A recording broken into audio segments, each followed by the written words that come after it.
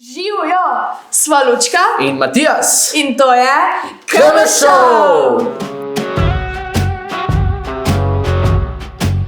Študentje, ne pozabite, do 31. januarja, če se ne motim, je treba izpolniti. Ja. Lučka, ne se sekira, vidiš sam pedal. Danes pa se točno to dijakom dogaja.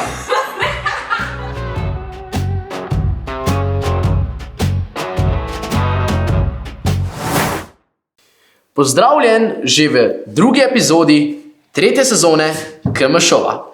Kot vedno, tudi danes začenjava z infokanalom. In ponovno te, oziroma vas, oziroma vaju, vabiva na dogodek za štartaj 2021 Novi začetki. Torej, to bo že zdaj ta četrtek, 21.1. ob 6. na našem Facebook profilu in res ne zamudi, zato ker bo strašno zanimivo. Bo v bistvu ena okrogla miza in kdo vse bo tam? Ja, v bistvu, tako kot si omenila, res bo cool, zato ker nenazadnje bodo z nami 4 ljudje z zelo bogatimi, pestrimi življenjskimi izkušnjami. Vsi pa imajo tudi eno skupno lastnost in to je to, da je prav vsak izmed njih moral nekje na določeni točki življenja na novo začeti. In zato je tudi, v bistvu, zato sklada z imenom, z dogodkom, ne?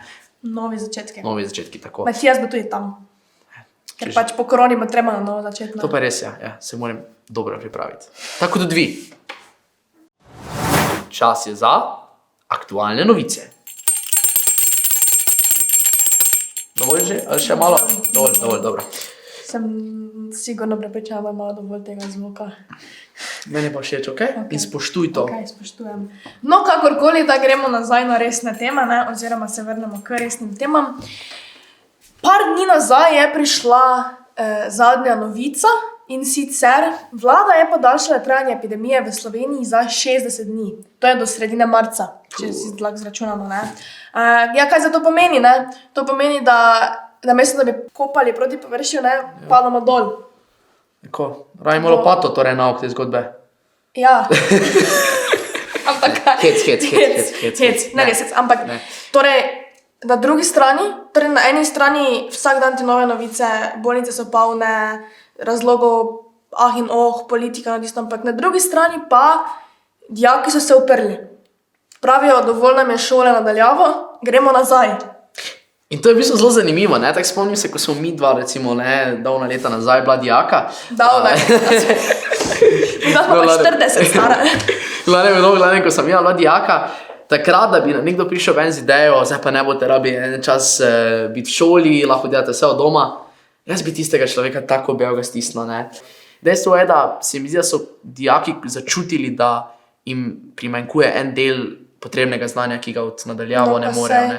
Tukaj konec koncev ne smemo pozabiti niti na študente, ne, kateri smo prav tako par dni nazaj dobili obvestilo, vsaj za Univerzo v Mariboru, da se bo tudi poletni semester izvajal nadaljavo. Super. In potem tukaj ostajajo vprašanja, ki so še ponekod odprta, laboratorijske vaje. Veliko je takih, ki torej šolanje ne morejo končati zaradi obveznih praks. Zgolj nekih uradnih stvari, ki jih morajo urediti. Kako se bo zdaj to urejalo? Nekaj se ugotavlja, da naj bi se le dovolilo izvajati laboratorijske vaje v manjših skupinah, res pod strogim nadzorom, vse skupaj, ampak tudi med študenti se čuti ta neka potreba po fizičnem, torej poučevanju vsaj pri nekaterih predmetih oziroma pri nekaterih področjih. Ja, tako je. V bistvu zdaj, meni je to super, ne, kar se mene tiče, osebno meni je to vrhunsko. Se pravi, še približno pol leta učenja iz postelje, kar je meni osebno odgovarja. Ampak verjamem pa, sočustvujem pa z ljudmi, tako kot si omenila, na določenih smerih, na določenih faksih, kjer si ne morejo privoščiti tega, da ne more potekati ves pouk in vsi izpiti in tako naprej online, ne, in zato rabijo dejansko fizični stik, tako kot si omenila tudi o katerih primerih, se pravi laboratorijske vaje in tako naprej. Sledi pa druga spiko aktualna novica, ki pa v bistvu ni toliko... Si vrej? Druga spiko aktualna novica. Ki pa ni toliko aktualna novica, temveč je bolj nek reminder, nek opomnik in sicer za vse študente, ne pozabiti, do 31. januarja, če se ne motim, je treba izpolniti. Ja. vlogo za subvencioniran dodatek študentom, torej 150 € bomo dobili vsi redni in izredni študentje, ki bomo pravočasno oddali vlogo. Tako da ne odlašaj, strašno enostavno, ne rabiš niti te neke njihove identitete, par podatkov pišeš, pa na TRR nakažejo. Ja, tvoj balans gre iz minusa, samo razen, če si globoko v minusu. Razen, če si krajšaš čas za nakupovanje preko spleta, kar veliko ljudi počne. Ja, in potem verjamem, da še bo vedno v minusu. In zdaj je časa. Spoznaj naju. Na koncu moraš iti gor z glasom. Pa, v bistvu zdaj pa se spet nanašam malo oziroma saj jaz se nanašam na svojo mladost in sicer, kot lahko vidite, sem zdaj relativno imam temno rjave lase, medtem kot ali so svetlo rjavi? Svetlo rjavi? Ok, torej svetlo rjave lase. In v bistvu, ko sem pa bil res mlad, pravi tam do 5-4 leta, sem pa bil skoraj blonden. Ja, ne moreš verjeti, skoraj blonden.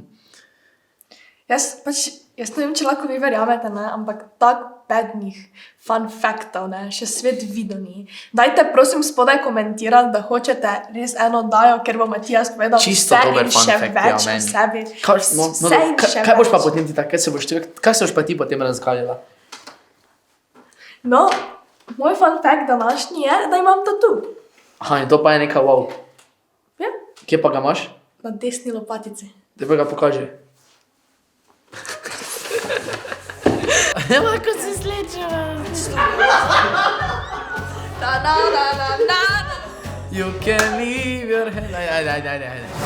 Danes sva pa se ponovno z Lučko odločila, da ti bova pomagala pri krajšanju dolg časa.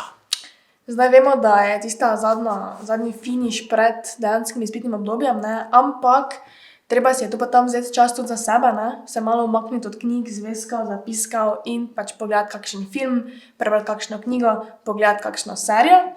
Če to gledam zdaj! In ta teden ti prinašava idejo za serijo in za film.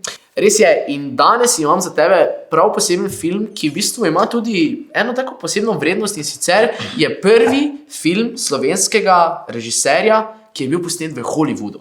In sicer režiser je seveda Mitja Korn in film je pa naslov Life in a Year oziroma Leto življenja. Čisto tako na kratko, ne bom spoilal, samo da veš, gre so eni punci, ki ima raka in v bistvu je ostalo samo še leto življenja. In fant, Jaden Smith, igralec, se za njo potrudi, da je celo življenje z njim doživi v enem letu. Kak lepo, ne? Romantično. To pa res lepo. Kaj pa tvoja serija? Ja, jaz pa prinašam torej serijo. Serija je sicer že malo starejša in sicer The 100 ali 100, mislim, da je po slovensko. Ampak letos je torej prišla ven zadnja sezona, torej tudi zadnja epizoda. Mislim, da ima serija vse skupaj 8 sezon, tako da materiala za gledanje je več kot dovolj. In čeprav je serija kar dolga, se jo res splača pogledati.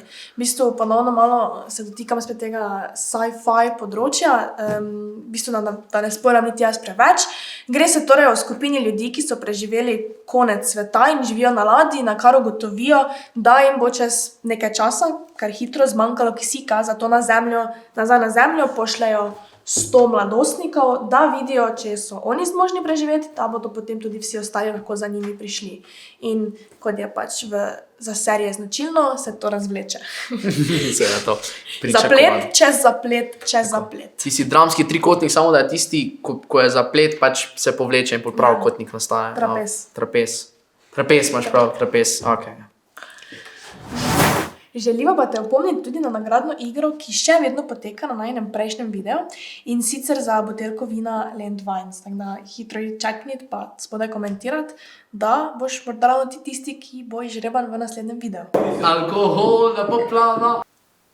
Tako, torej zato danes ne žrebava in ne podarjava dobene nove stvari, temveč pogrevava staro, ne?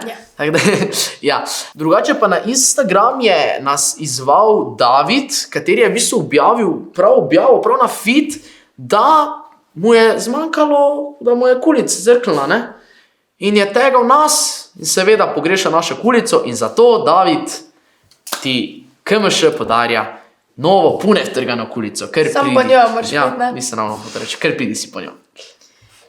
In nič, za na konec še ne pozabite lajkati videa, se naročite na naš kanal in pa seveda vklopite obvestila. Ding, ding, ding, ding, ding. In se vidimo naslednji torek. Lepo se imejte. Što se mi Zdaj ga praviš? plešeš.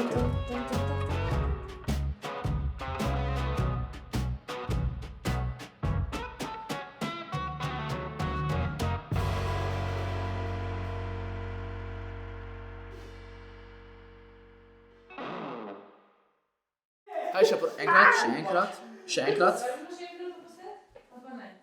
Ne. Ne, me se mudi. Ne, ne.